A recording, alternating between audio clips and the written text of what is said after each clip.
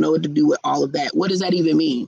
But as she explained, she's just like, you're big, you're bold, you're, forthright, you speak up, you show up as your full self. And she was like, and that's intimidating to me.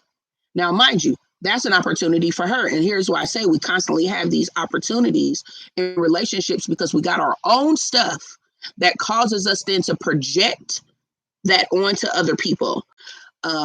Because I don't have a problem showing up as my full self, but that's something that she didn't always do, right? And then she said, but then you opened your mouth and you begin to talk and you begin to teach and you begin, because this was a small group, and you begin to blah, blah, blah, blah, blah, blah, blah.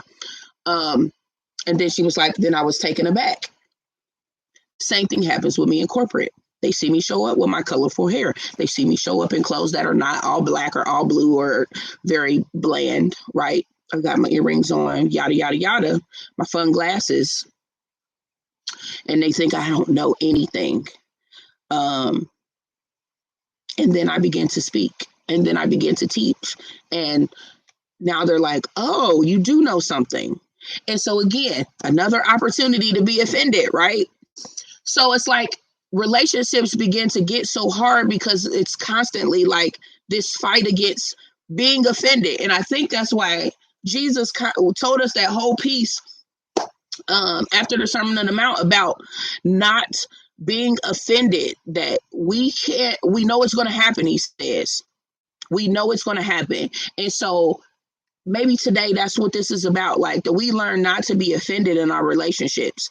I know I have opportunities even in building my relationship with my husband, as I know many people do, and just learning of each other, right? And not living in offense and not living thinking that the other person is being intentionally mean or et cetera, et cetera. So that's something everyone has to fight through so that relationships can last, so that relationships can grow. Because if we stay in the state of offense, if we stay in that state of where we're constantly thinking someone is trying to tear us down or make us feel bad or etc., relationships won't make it. And we end up falling away from people. We end up not being friends with people. We end up saying, now we are saying bad things, right? Then the offense takes to a root of bitterness. So my offense became bitterness. And now I'm telling other people, don't like them. She has an attitude problem. He has an attitude problem. They don't know how to talk to people correctly. Whatever comes out right now, I'm slandering. Now I'm building a case. Now I'm getting everyone on board that this person is X, Y, or Z. Now, mind you, let's go back to my beginning example.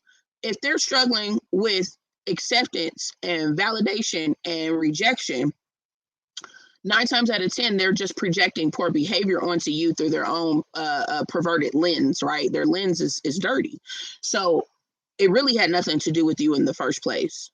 But we have got to get more, here we come back to it again, sober-minded, alert, and aware to know whether or not people are directing that at us, or whether, and we need to deal with it accordingly, or is this person just unhealthy?